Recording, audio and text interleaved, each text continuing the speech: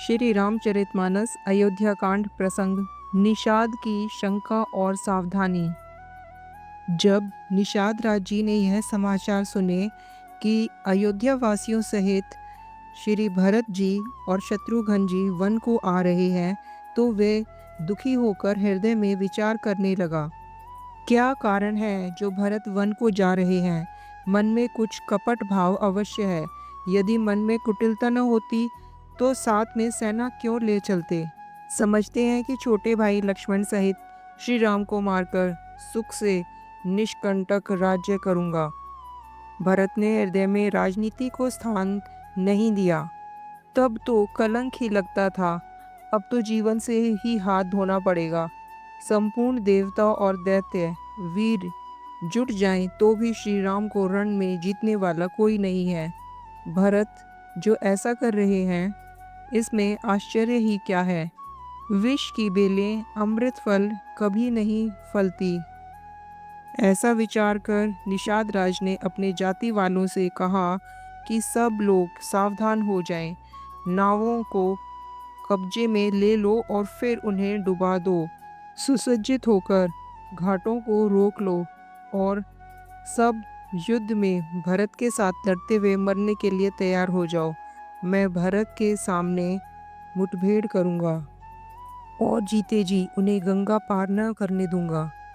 युद्ध में मरण, फिर गंगा जी का तट, श्री राम जी का काम और क्षणभंगुर शरीर। भरत श्री राम जी के भाई और राजा, और मैं नीच सेवक। बड़े भाग्य से ऐसी मृत्यु मिलती है। मैं स्वामी के काम के लिए रण में लड़ाई करूंगा और 14 लोकों को अपने यश से उज्जवल कर दूंगा। श्री रघुनाथ जी के निमित्त प्राण त्याग दूंगा। मेरे दोनों ही हाथों में आनंद के लड्डू हैं, अर्थात जीत गया तो राम सेवक का यश प्राप्त करूंगा और मर गया तो श्री राम जी की नित्य सेवा प्राप्त करूंगा। साधुओं के समाज में जिसकी गिनती नहीं है और श्री राम जी के भक्तों में जिसका स्थान नहीं है, वह जगत में पृथ्वी का भार होकर व्यर्थ ही जीता है। इस प्रकार श्री राम जी के लिए प्राण समर्पण का निश्चय करके निषाद राज विषाद से रहित हो गया और सबका उत्साह बढ़ाकर तथा श्री रामचंद्र जी का स्मरण करके उसने तुरंत ही तरकश, धनुष और कवच मांगा। उसने कहा, हे भाइयों, जल्दी करो और सब सामान सजाओ। मेरी आज्ञा सुनकर कोई मन में कायरता न लावे। सब हर्ष के साथ बोल उठे, हे नाथ, बहुत अच्छा, और आपस में एक दूसरे का जोश बढ़ाने लगे। निषाद राज को जोहार कर करके सब निषाद चले। सभी बड़े शूरवीर हैं और संग्राम में लड़ना उन्हें बहुत अच्छा लगता है। श्री राम जी के चरण कमलों की जूतियों का स्मरण करके उन्होंने छोटे छोटे तरकश बांधकर छोटे छोटे धनुषों पर प्रत्यंचा चढ़ाई।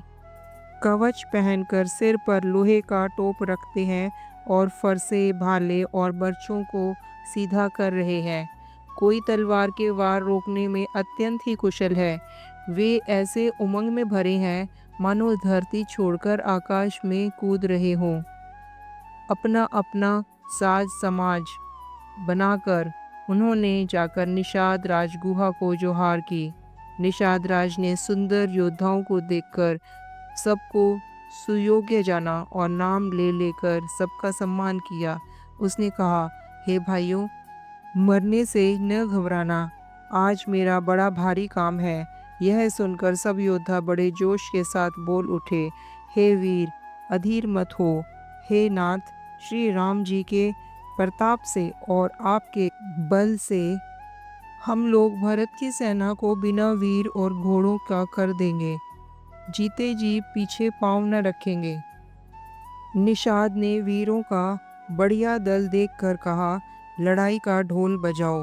इतना कहते ही बाईं ओर छींक हुई। शगुन विचारने वालों ने कहा, जीत होगी। एक बूढ़े ने शगुन विचार कर कहा, भरत से मिल लीजिए, उनसे लड़ाई नहीं होगी। भरत श्री रामचंद्र जी को मनाने जा रहे हैं। शगुन ऐसा कह रहा है कि विरोध नहीं है। यह सुनकर निषाद राजगुह ने कहा, बूढ़ा ठीक कह रहा है। जल्दी में कोई काम करके मूर्ख लोग पछताते हैं।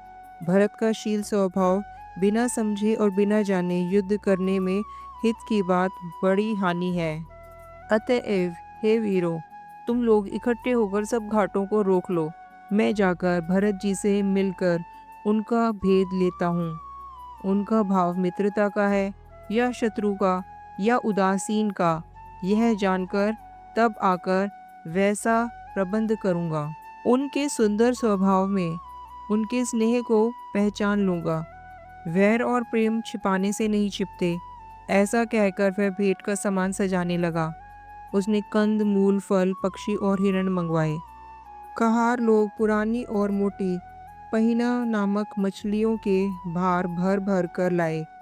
भेंट का सामान सजाकर मिलने के लिए चले तो मंगलदायक शुभ शगुन मिले।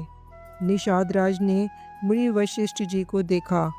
देखकर अपना नाम बताकर दूर ही से दंडवत प्रणाम किया। मुनीश्वर वशिष्ठ जी ने उसको राम का प्यारा जानकर आशीर्वाद दिया और भरत जी को समझाकर कहा कि यह श्री राम जी का मित्र है। यह श्री राम का मित्र है। इतना सुनते ही भरत जी ने रथ त्याग दिया। वे रथ से उतरकर प्रेम से उमड़ते हुए चले। निषाद गुह ने अपना गांव, जाति और नाम सुनाकर पृथ्वी पर माथा टेक कर जोहार की। दंडवत करते देखकर भरत जी ने उठाकर उसको छाती से लगा लिया। हृदय में प्रेम समाता नहीं है, मानो स्वयं लक्ष्मण जी से भेंट हो रही हो।